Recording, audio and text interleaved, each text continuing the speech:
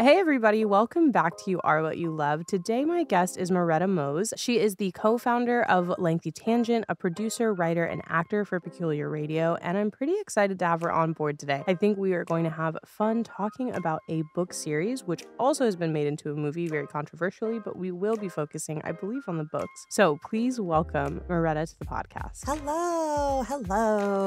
Hello. I am excited to have you on the show. We've had a couple of your kind of co-workers, so to speak, co-collaborators. Yeah. It's been very fun. I've been enjoying getting to know the kind of team. And one of the things that I always say is so fun about sort of fandom and the internet, which is getting replicated with this podcast as well, is just getting to meet people through passion projects and things that you enjoy. So I've been enjoying kind of like, who would you have on the show? And then connecting through that. And then ironically, someone will come on and be like, oh, you had my friend on the show. And I had no idea that you guys knew each other. Type wild. Of thing. Yeah. So it's becoming a large, small world of the internet, I suppose. So why don't we dive into it? Why don't you tell me what we are talking about today? What is the piece of media that changed your life? Okay, so the piece of media that changed my life is the Dark Tower series by Stephen King, books 1 through 7. I unfortunately never read Wind in the Keyhole or the book that came before the series, The Sisters of Something or Other. I didn't read that one, so it doesn't count. It doesn't count. So if you were telling someone who had never heard of the Dark Tower, didn't know about it, had only seen the movie, what would you say the Dark Tower was about? Oh boy. So I haven't seen the movie, so I don't know what they would be basing anything off of. But the book series is a story that is like a cross between a sci-fi Western fever dream where we follow Roland of Gilead through his journey to find the Dark Tower and save his world. And along the way, he picks up some friends, meets new enemies, and it's just really raw and very Stephen King. So if you have any fandom for Stephen King, this feels like, in my limited knowledge of his work, it feels like this is kind of his opus. Yeah, I love the concept of a sci-fi Western. Mm-hmm. I feel like it's been done. Like it's not a never been done before kind of situation, but every time it's done, I'm like, yeah, that works. That makes sense to me. And I don't mean sci-fi in that it's like in outer space, but just like the concept of other worlds, and there's a little bit of an almost medieval feeling to some parts of it, but it's like he's a gunslinger and he's very cowboyish, but there's like interdimensional travel and monsters, and it's a trip, hence the fever dream. Yeah, it sounds like a pretty big world-building adventure that you're going through with the Dark Tower. And you said it's 7 books, so that it's thick. It is a thick adventure for sure. Yeah. I've listened to the audiobooks as well as read all 7 books, and both are a treat. Do you remember kind of like the first time that you came in sort of contact with? That's such a dramatic way to ask it, but the first time you sort of came across the Dark Tower series? So I don't remember the specific day and time. I do remember that the very first book took a couple times getting through it. You know, like, maybe you're a little young for this, but did you read, like, Goosebumps? Oh, of course I read Goosebumps. Yeah, I think those are timeless. Okay. I feel like R.L. Stein's never going to stop. He just continues to pump it out for kids as they go. Is he still making new books? I think so, yeah.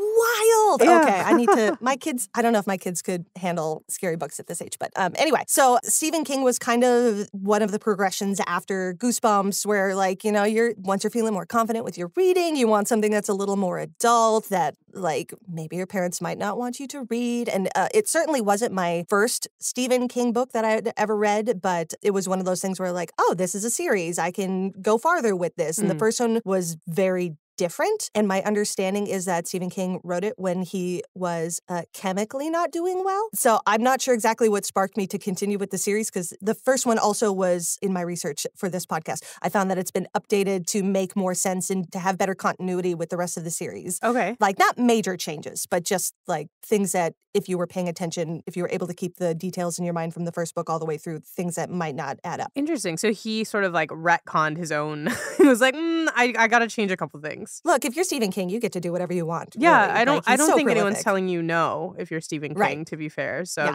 good for him. Well, so you don't remember the exact time, but were you in high school? Were you younger? Were you from Goosebumps to Stephen King is a jump, I feel. Yeah.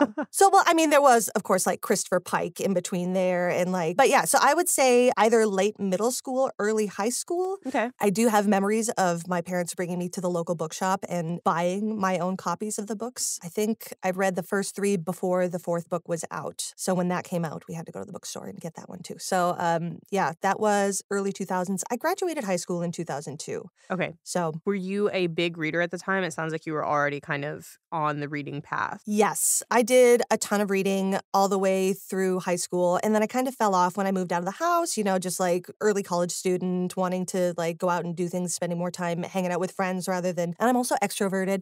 So not a lot of sitting at home by myself time.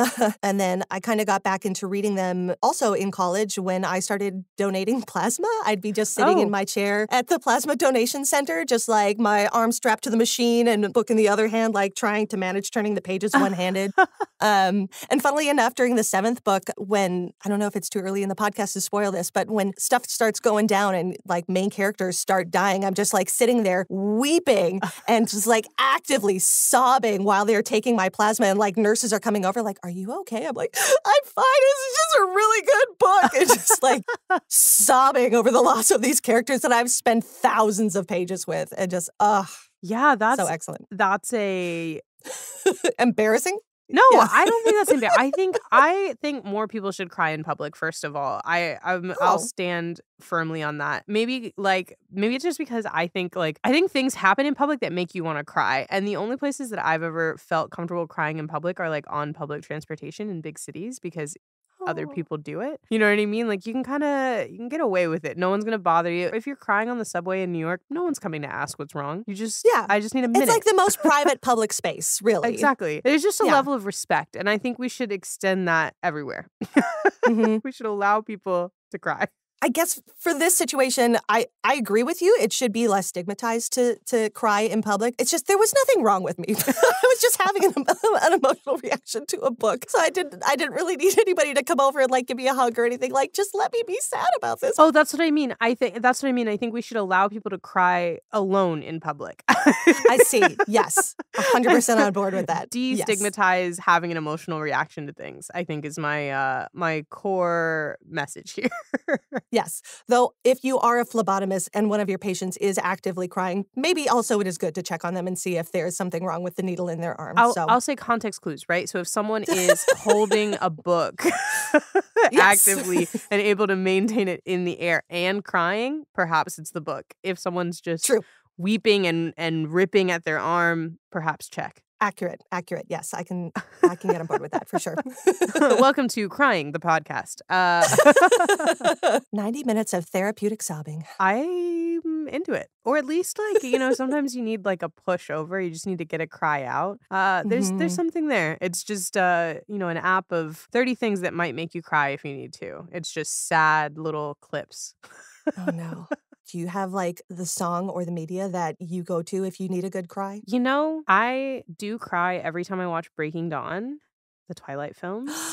Really? Yeah, but it's not like a sad cry. It's like I feel good. It's a therapeutic. So it's, I like that. Mm-hmm.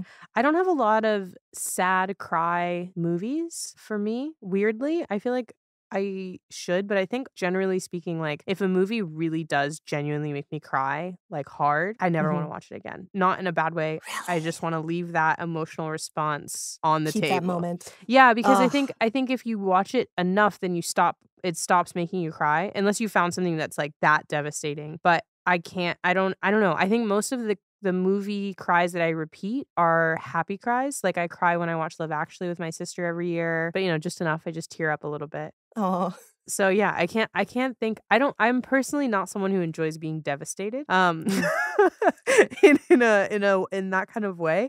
I'm trying to think of like a movie that made me sob. Most recently, people are talking about the My Sister's Keeper movie of the Jodi Picoult book. I don't know if you've seen that. I read that book for a book club a long time ago. Is that the one where she donates an organ or something to her sister? So the premise of My Sister's Keeper, it's a very sad book, and the book made me weep, and I read it when I was very young because I was a big reader. But it's basically a couple has a child, a daughter who she has cancer, and they have a second child with the intention of that child being a donor.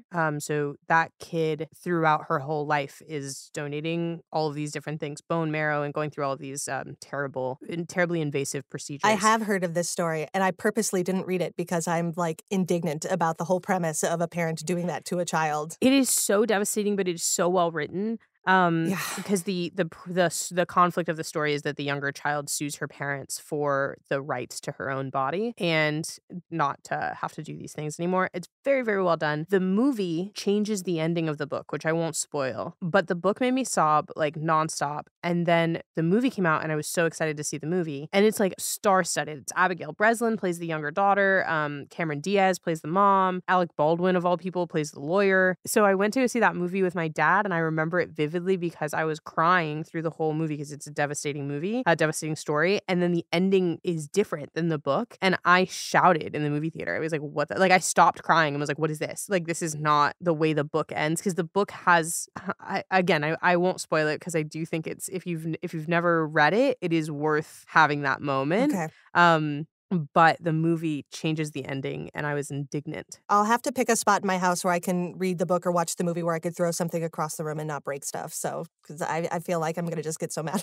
I truly don't know what the experience would be like if you were as a parent reading that book, because I read that book maybe as like a 11 or 12-year-old. So maybe it's a bad recommendation if you have kids, to be honest, because as a parent, it might be a very stressful thing to consume. But the book is very good. Okay. From what I remember. Okay, I will put it on my list because I have heard of it and just have like said no thank you. But if you're saying that it's like also really well written, then I think I can. Yes, Jodi Picoult. If you like Jodi Picoult, it's a Jodi Picoult book. Okay. So it's it hits what she does well. It's back in pop culture now because she made a TikTok video talking about. She was like, one of the biggest questions I get in my career is, why did you let them change the ending in the movie? And she was like, I didn't.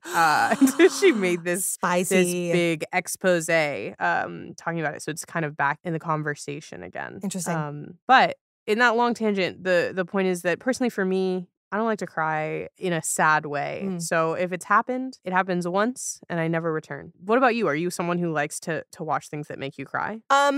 If the time is right, yeah. Like, it's because I feel like it's more challenging in my mind. It's more challenging, and maybe it's just me. It's more challenging to write something to make somebody cry out of sadness rather than out of like, oh, the puppy and the kitty hugged at the end of the movie. You know, just like that satisfying, just like everything is wrapped up with a nice bow. And like to get somebody to commiserate with the characters and put themselves into the character enough that they can see themselves in the character and imagine what if that was happening to them and feel actual sadness for peoples and places and things that aren't real, you know? Yeah. That sounds really challenging without making it campy and kind of silly. Very fair.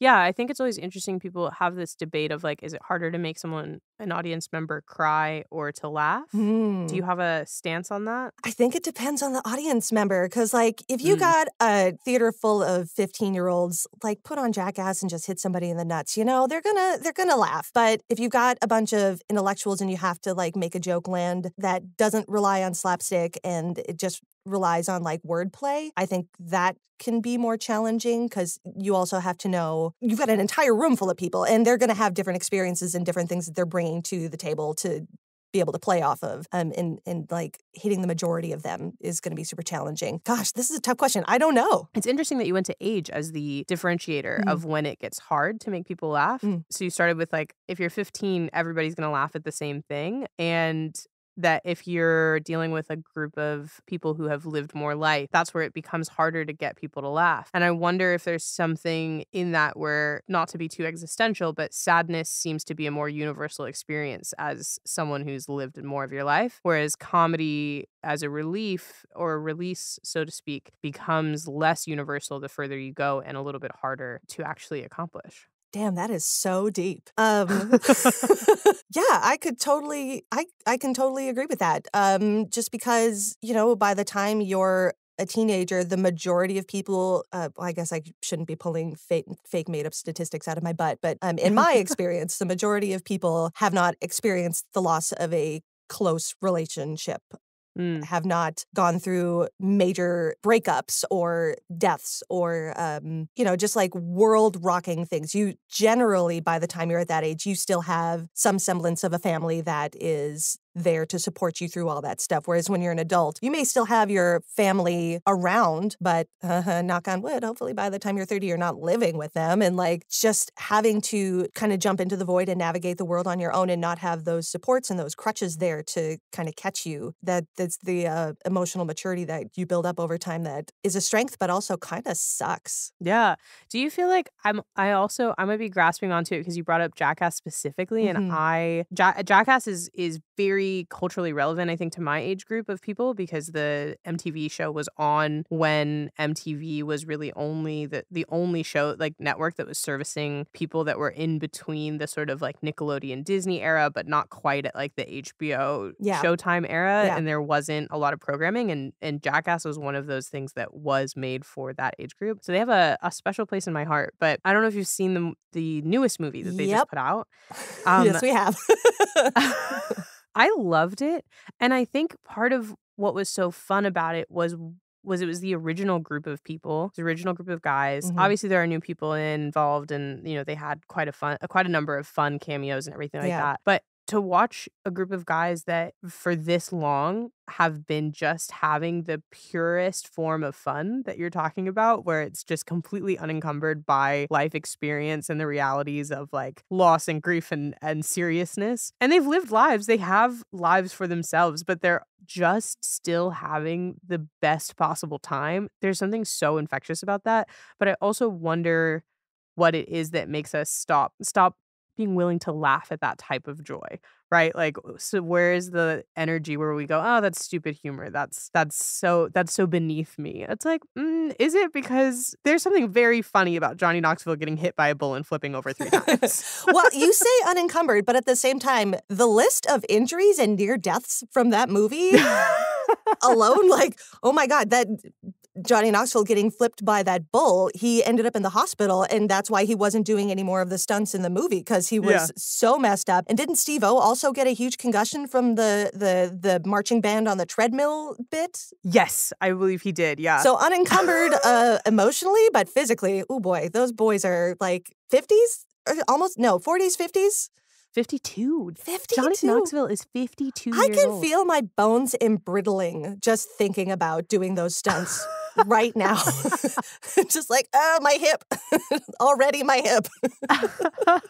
But I guess maybe something about it is, and this might just be revealing a lot about myself and my fear of old age, but like, I'm like, if at 52, that's the kind of fun I'm having, and that's the kind of like distaste for death I have, I'm kind of okay with it. I think that would be a good way to still be living. I don't know. I think like I already pre-30 I'm kind of starting to be like, oh, I shouldn't do that, or I shouldn't do this. And I'm jealous maybe that's what it is. Maybe I watched those guys and at 12, 13, I was like, oh, that was really funny. And that was about as far as I thought about it. And maybe now it's more of, I think I'm a big fan of things that make it clear that life doesn't end at whatever Hollywood age they want to tell you life sort of starts to end at. Yeah. And I love the idea of dudes that have been friends since they were in their 20s still doing stupid things in their 50s. Something about it is it's just very heartwarming to me. I say about men who let wild bears lick honey off their face. Oh my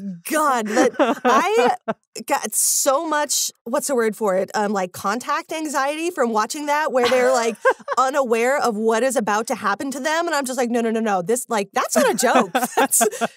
You could die. Like, oh God. Think of like how much health insurance is. And there's no way there are any health insurance companies that would insure those guys for like less than $10 million, right? Like, impossible. Fair enough. Yeah. But they got it. They've got it to pay. So they're alive. They're making enough money off of it that they don't have to worry about health insurance. It's called risk reward.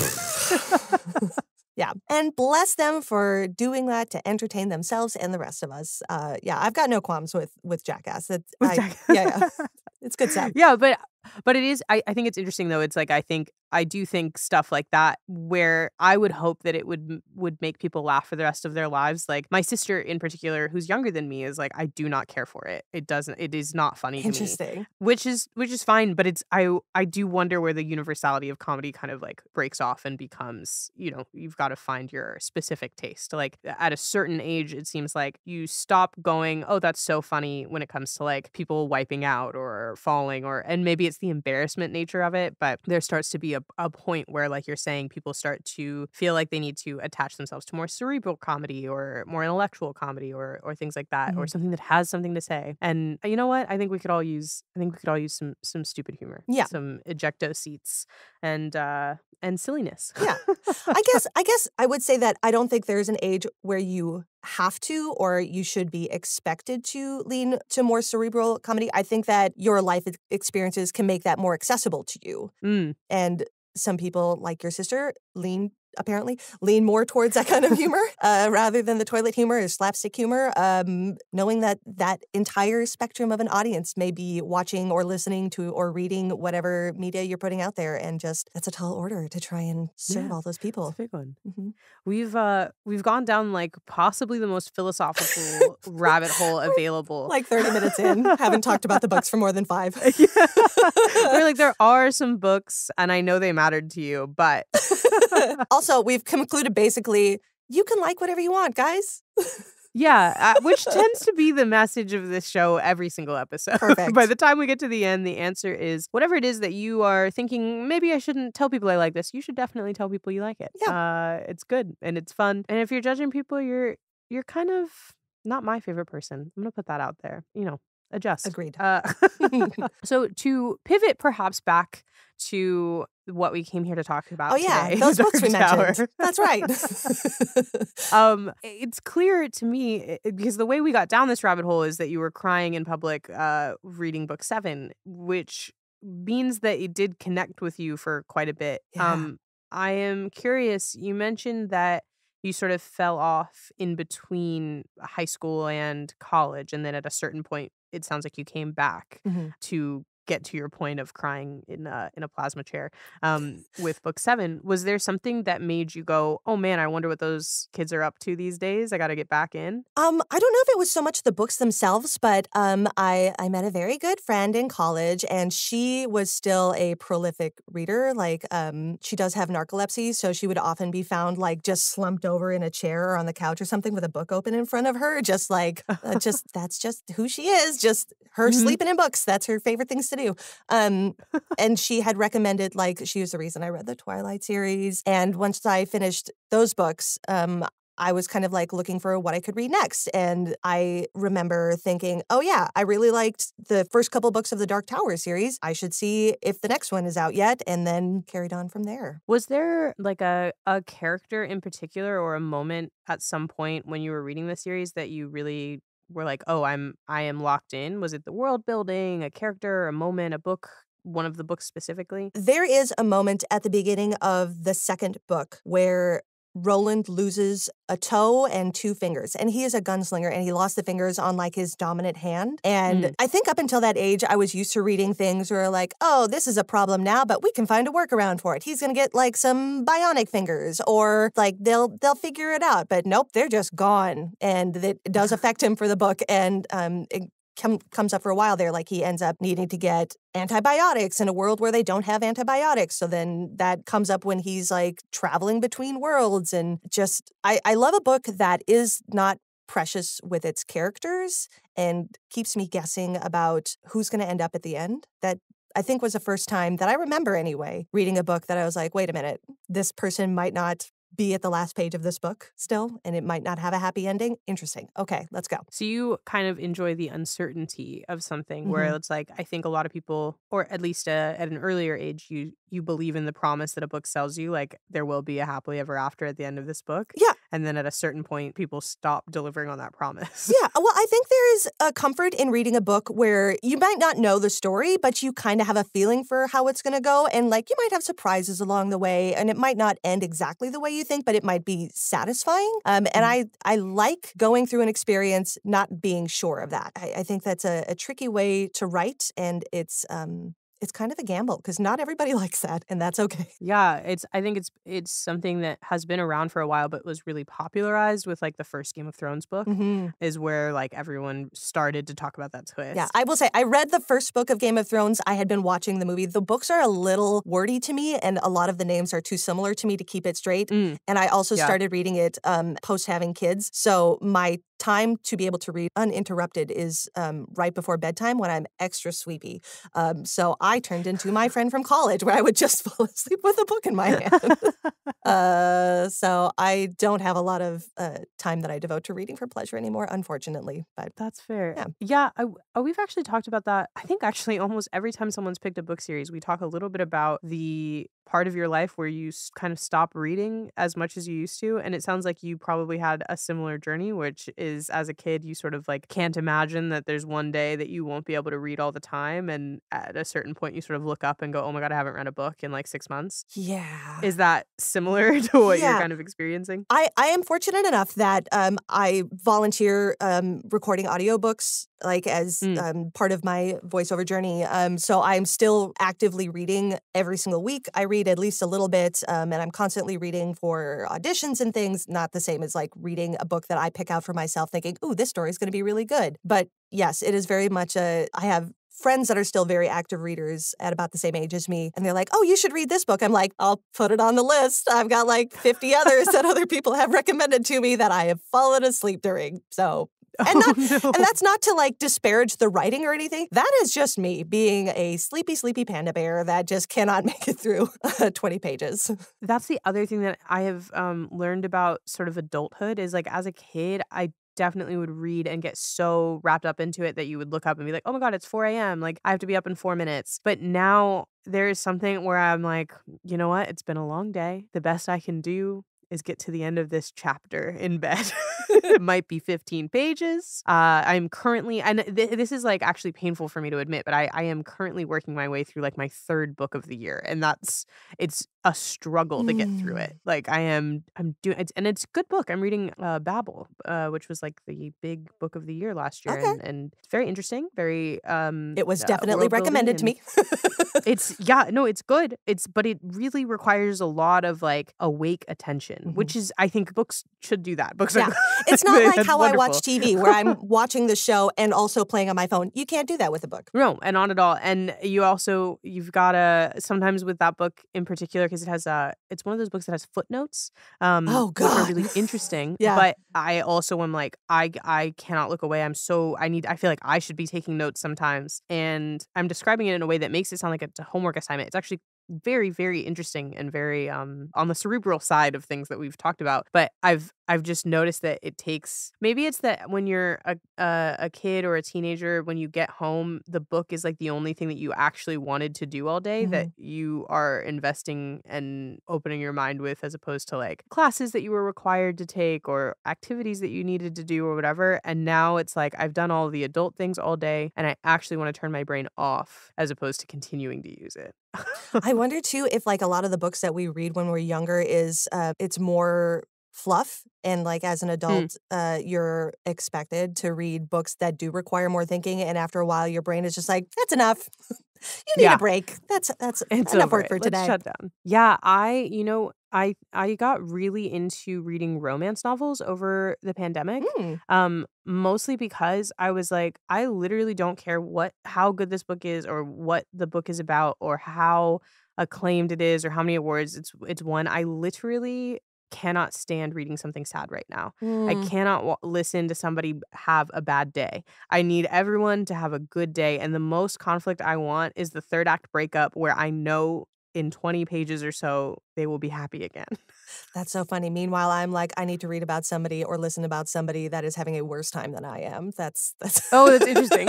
You're like, I would like to see someone else suffer for a minute. It could be worse. Look, at least I am not a hopeful queen trying to just live with my dragons and have people just worship me as a queen and like got all these people trying to take me out. That sounds terrible. No, thank you. No, that's so fair. I think there's two sides of the spectrum. Yeah. I'm like, please promise of a better tomorrow, and you're like, just prove to me that it could be worse.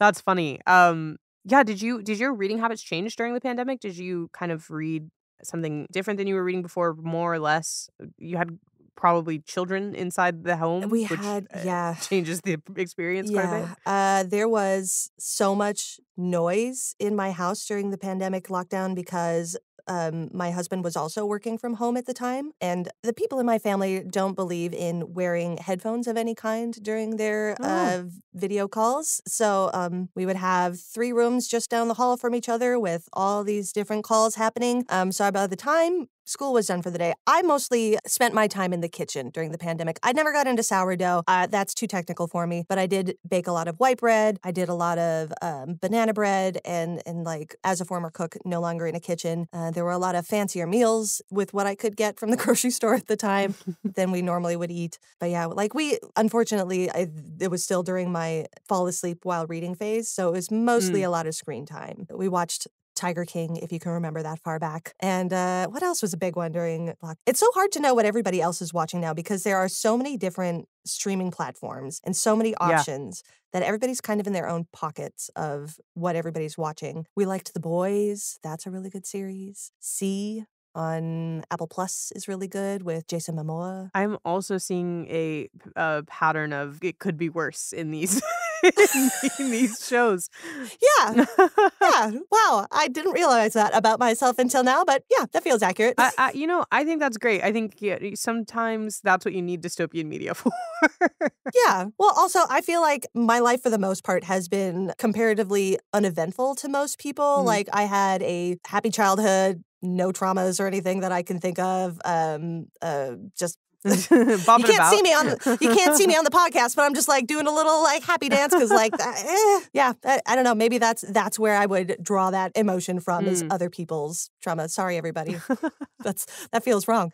Oh God, That's an interesting perspective, though, to say that, like, to experience those emotions, you are experiencing it through someone else because you're also experiencing, or the stuff that it sounds like you gravitate towards with both The Dark Tower and the other pieces of media that you've sort of referenced. They're not sort of like our reality trauma. They are high concept genre worlds, fantasy worlds that you're talking about. Do you feel like maybe that heightened disconnect of it is what allows you to connect with it, even if it's not like a personal experience?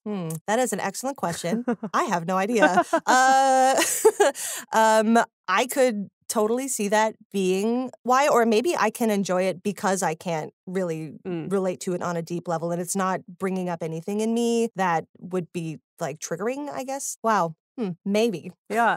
Well, I think also, do you feel like maybe it sounds like a lot of the stuff that you've talked about is like the tension of what's coming next and the idea that something could go wrong as opposed to the promise of like of certainty in some way. Yeah. And I'm curious if that is something that you sort of find to be more interesting in characters in general. Like if you connect more so to these characters. The moment you mentioned with Dark Tower is an idea that this character might not be able to do what he can do. And I think something that was interesting in that you said was, well, they're certainly going to figure it out. He'll have bionic hands and he'll continue on and the story will be the same, but it actually wasn't. It was they made a choice to give that character an obstacle that seems like it may not be something that they can overcome. I know you've mentioned sort of like a happy childhood and no trauma, but is that something, I think that's probably a relatable fear of something could change what I'm going to do with my life. Has that been something that perhaps connects with you? Yeah. I guess what I'm wondering more so is not necessarily like hoping that you have some gotcha moment. Oh, yes, well, I know I said I had a Right. perfect life, but more so like about like the underlying anxiety of the future. It sort of seems like there is an element of that of just what do I do next and what if the thing that I'm doing isn't the thing that I can do? Oh, you mean anxiety? Anxiety, yeah. It seems like seems like you might have no. I think, who among us, especially after COVID, Yeah. like who is not at least a little touched by anxiety? Yeah, I think that is kind of an inherent thing in adulthood and parenthood. Just I would be shocked if there's any parent out there in the world that has had really good nights of sleep the first couple days their kids are home from the hospital, where you're not up every hour or so like, is their chest still moving? Are they still breathing? They are? Okay, awesome. But even before that, I don't know if it was so much of that as much as it feels like a continual cliffhanger. Like, are they going to go back and address the thing that happened? Or is it going to be like a superhero movie where they got shot in a really problematic place, but they were still able to continue on with the fight and still defeat the bad guy? I think that the novelness of it was more what would draw me to something that almost feels like subversive. Do you know what I mean? Mm-hmm. Sure. No, it's interesting. I think it's I do like this idea of like finding comfort in the idea that there could be something worse going on in your life. There's something in other people's lives, not in my life. But yeah. It's not as bad as this. But there's almost I guess like a very, it sounds weird to say, but there's actually kind of a positive outlook on life, as to say, like, I think a lot of people think, you know, whatever the bad thing happening to you is, regardless of comparing it to other people, there's the idea that like it is still the worst thing that's ever happened to you, and that makes it a very big deal. There's almost a very positive outlook in you being like, well, you know, I am dealing with this. I have the anxieties about this. These things could be better in life. But imagine if I lived in a world where no one could see. Now that you like word it that way, that that feels like that has inherently been a part of my personality going way back. I had a boyfriend who was like my first love in high school, and he ended up leaving me for a friend of mine. Ooh. If we're going to get all dramatic about it. And like, I was sad for a day. Then I was like, you know what though? We're 16. Like, what are the odds that we're going to actually get married? Like, you guys have fun kind of mentality towards it. Like, didn't not suck. Yeah. But very much brush it off. You know, as much as a 16-year-old can. You know what? I think that's an enviable quality, to be able to say, like, yeah, you know, one of the potentially, like, it's so funny because what you're describing is a setup for a classic Netflix movie, like a classic rom-com of the drama, and you sort of were like, yeah, it's no big deal. Everything's fine.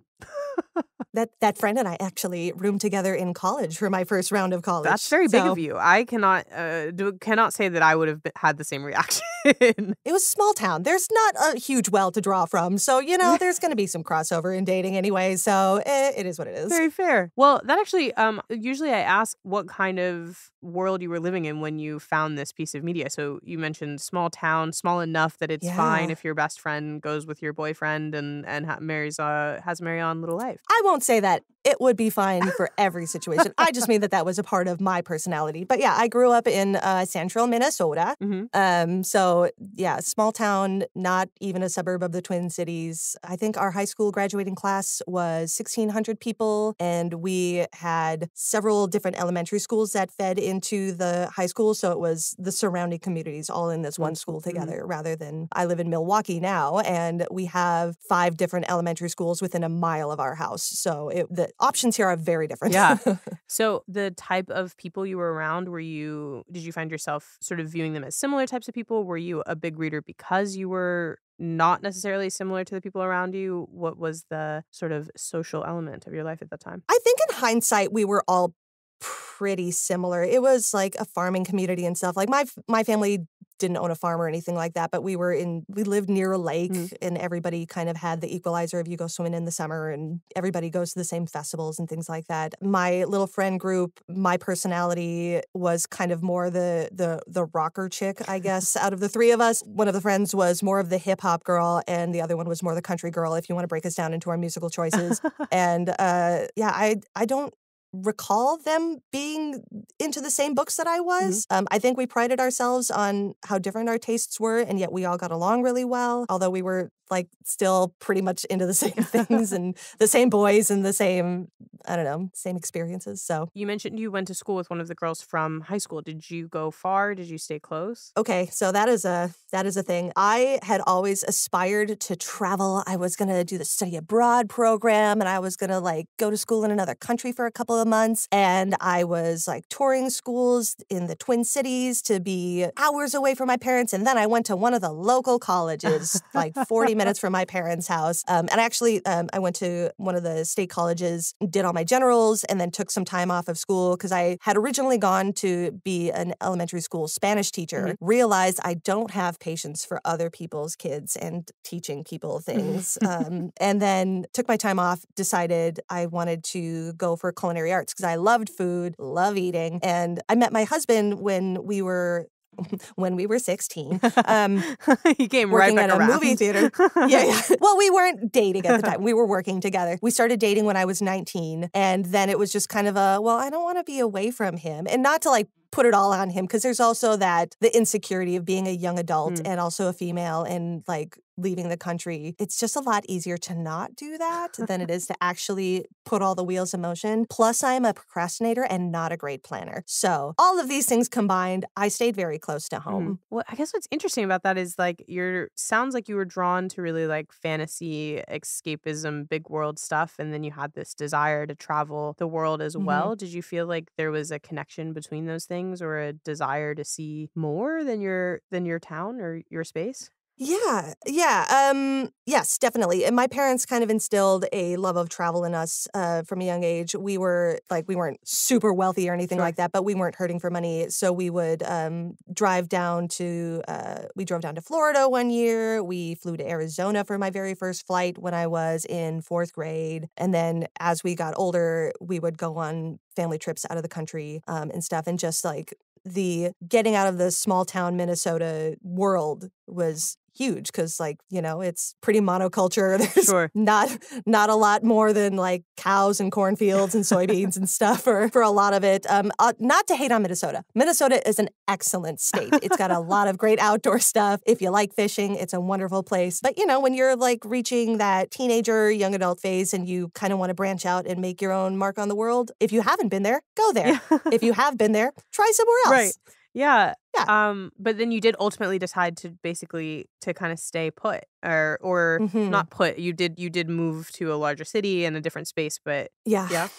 That was the move was for my husband's job, actually. He was working for a movie theater company, which we met at a movie theater company, and they got bought by another movie theater company, and he moved up in management. So here we are in Milwaukee, and when he first said we were moving to Milwaukee, I was like, Wisconsin, that's like Minnesota number 2. Why? That's Minnesota number 2. Yeah. Sorry, Wisconsin. But I really aspired for us to move to the coast on either side. I went through a period where I wanted to live in Maine because of reading Stephen King books. Here, we're bringing it back around.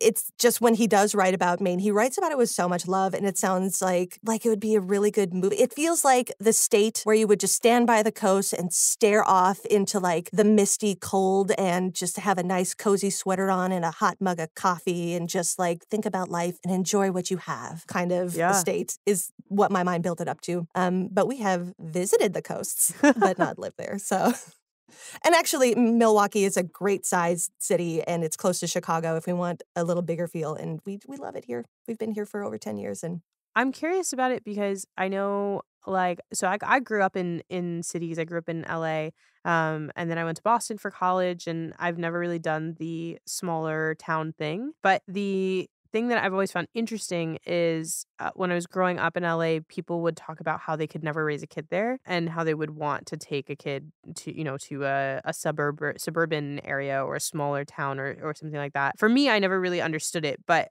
because I was like, well, I loved growing up here. I loved having sort of like access to whatever I wanted to have access to and to have that kind of space. But I am curious, like as a parent, do you prefer the ability to maybe be in a smaller environment and take your kids elsewhere to experience things like your parents did with you? Or do you feel like, I don't know, obviously you've decided to settle where you are. Yeah. So I like that we have a house with a yard, that we have playgrounds and parks within walking distance of us, but we can also hop in the car, drive for 10 or 15 minutes and be at a museum or at we live closest to Lake Michigan. If I drive 20 minutes, I can be at a beach by what my kids think is an ocean, even though we've had that conversation many times. And I like the blend of both personally, because I feel like living in a small town is nice and quiet, but if that's all you experience and that serves you in life, that's great. But if that's all you've experienced and suddenly you decide you're going to go visit one of these big cities, it can be really scary and overwhelming. Yeah. And like to not have at least watched your parent or watched another adult or somebody like hold your hand and teach you, this is how you figure out what subway you're supposed to ride, or this is how you navigate an airport or something like that. Like, I can't imagine being my age now and trying to do that for the first time. Yeah. Especially like if I wanted to have my kids experience that. It is very stressful to pack up a baby and go somewhere just in your car to try and take, and for some people it may not be, but for me it was. But to take a major trip. And there's a saying in parenting that you don't go on vacations anymore, you take trips because you're just parenting in a different place. It's not that's funny. Gonna be relaxing. Yeah. Hey everyone, as you can tell, we had a lot of fun going on a lot of tangents while we talked about Stephen King's The Dark Tower series, which means this will be a special 2-part edition of You Are What You Love. Tune in next week to hear the rest of Merete and my conversation about Stephen King, The Dark Tower, and how books can change the way we look at the world. Until next week, I hope you are enjoying what you love. Between now and next Wednesday, if you want to keep in touch, you can follow me on social media at Marissa Kamari, anywhere you get your social media fix. You can also sign up for my newsletter by going to our website, tandonproductions.com, clicking on You Are What You Love, and signing up there. I send out an issue with every episode of this podcast. And we just started a Discord server, so if you want to connect with me, with other listeners, and talk about the types of things that we are talking about on this show, you can join that by clicking on the link in the episode description. Until next Wednesday, I hope you are enjoying what you love.